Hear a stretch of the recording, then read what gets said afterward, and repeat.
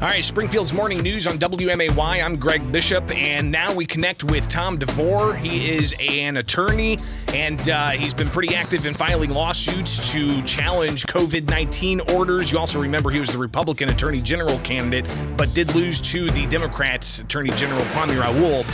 Tom, thanks for taking time with us this morning. I saw something on a Facebook group about COVID vaccine mandates for Department of Corrections employees. What's the status here? And tell us about this email you got. And I have it pulled up here, but I have it slightly censored with the name being removed. But tell us the latest on what's going on with COVID vaccine mandates for Illinois Department of Corrections employees.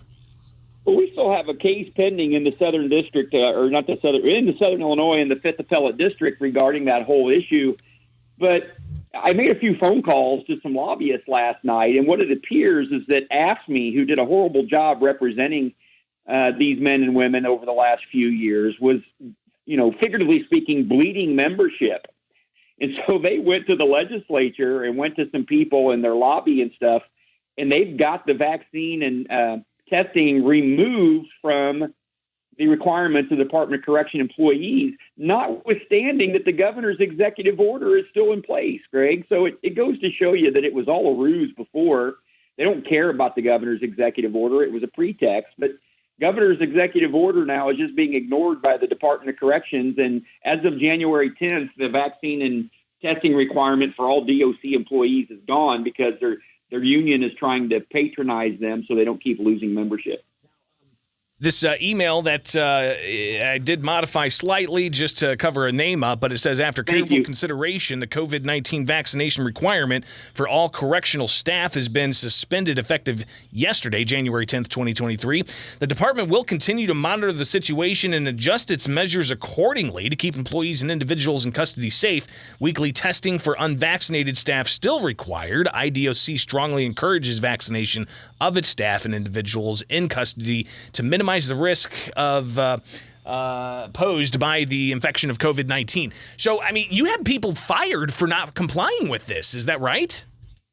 Yeah, there were people fired. And there also, I heard from, again, my friends yesterday that are pretty high up in that organization, that they're starting to call many of them back. And what they're doing is they're sending them a correspondence saying, okay, we're going to reinstate you, be here on Monday. And if you don't show up, then you could potentially be terminated. But they're trying to do some CYA is what they're trying to do, because they see that not only is the law going to change, the politics of this are changing significantly, Greg, and they're, the chickens are coming home to roost, and now you got all these people trying to save their butts. So we, of course, have this case ongoing, and I assume you're gonna keep at it because you have people that were injured by being fired for not complying with this COVID vaccine mandate.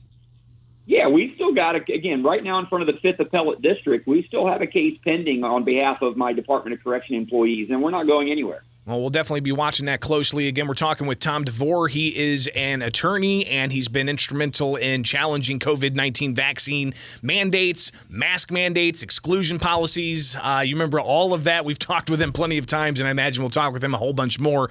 Tom, we've got just about 1 minute left here, but we've been talking extensively about the gun ban and registry and the magazine ban. You've got Illinois State Rifle Association, Second Amendment Foundation looking to sue. You got Gun Save Life looking to sue. The firearms dealers are looking to sue. But all those cases seem to be going into federal court. What are you looking at doing? We're going to do both. I think there's very compelling state court issues here to deal with, especially with some equal protection and some other constitutional issues. And so right now we're working on both of them. I'm probably the only one working on a state court action. I think it can be very effective. But again, we're going to do both. The federal court is, again, crystal clear. The new cases that came out of the Supreme Court recently, I think, make this law clearly violating federal constitutional principles. I think the state is violated as well. So we're working on a case for both the state and the federal court, state court first. If people are interested, they can go to DeVoreLawOffices.com and read what we're doing. And if they want to participate in that, they're free to do so. Tom DeVore, greatly appreciate you taking the time. We'll talk again soon, all right? Be safe.